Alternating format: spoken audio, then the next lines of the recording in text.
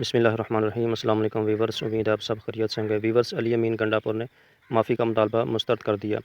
29 ستمبر کو میاں والی میں جلسے کا اعلان کر دیا۔ KPK کے وزیر اعلیٰ کا کہنا ہے کہ تحریک نہیں رکے گی، عوام سے تعاون اور کارروائی کے لیے تیار رہنے کی اپیل کی ہے۔ وزیر اعلیٰ خیبر پختونخوا علی امین گنڈاپور نے کہا کہ معافی نہیں مانگوں گا۔ سوال کرتے ہوئے کہا کہ میں کیسے معافی اور کیوں معافی مانگوں۔ انہوں نے کہا کہ پاکستان تحریک انصاف کے بانی عمران خان پر ہاتھ ڈالنے والوں کو معافی مانگنی چاہیے۔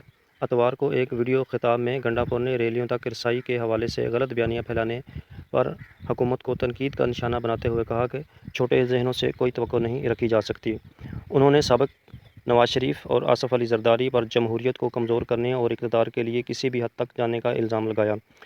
انہوں نے دعویٰ کیا کہ نواز شریف نے قوم کی دولت کا استحصال کیا ہے، شہباز شریف محض سفاک ہیں، مریم نواز نے آمریت کے ماحول میں پرورش پائی ہے۔ گنڈاپور نے تشویش کا اظہار کرتے ہوئے کہا کہ موجودہ حکمران قوم کو اندھیروں میں دھکیل رہے ہیں۔ عمران خان 414 دن سے جیل میں ہیں۔ انہوں نے اعلان کیا کہ قوم غلامی نہیں کرے گی اور محکومی برداشت نہیں کرے گی۔ انہوں نے یہ بھی بتایا کہ عدلیہ نے اس پر دباؤ ڈالنے کی اطلاع دی ہے اور وہ فارم 47 میں غیر آئینی ترامیم کو تسلیم نہیں کرتے۔ عمران خان کی رہائی تبھی ہوگی جب عدلیہ آزاد ہوگی۔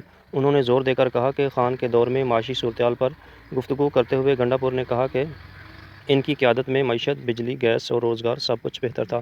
انہوں نے دعویٰ کیا کہ خان نے ایک سازش کے نتیجے میں حکومت کو بے دخل کرنے سے پہلے خارجہ پالیسی کے آزادانہ فیصلے کرنے کا ارادہ کیا تھا۔ مستقبل کی طرف دیکھتے ہوئے اس نے آنے والی نسلوں کے لیے آزادی کو محفوظ بنانے کے لیے ایک محفوظ منصوبے کا خاکہ پیش کیا۔ انہوں نے 27 ستمبر کو ملک بھر میں پرامن احتجاج کی کال دی اور 29 ستمبر کو راولپنڈی اور دیگر شہروں میں تقاریب کے ساتھ میاں والی میں ریلی کا اعلان کیا۔ انہوں نے یہ نتیجہ اخذ کیا کہ تحریک نہیں رکے گی اور عوام پر زور دیا کہ وہ حمایت اور کارروائی کے لیے تیار رہیں۔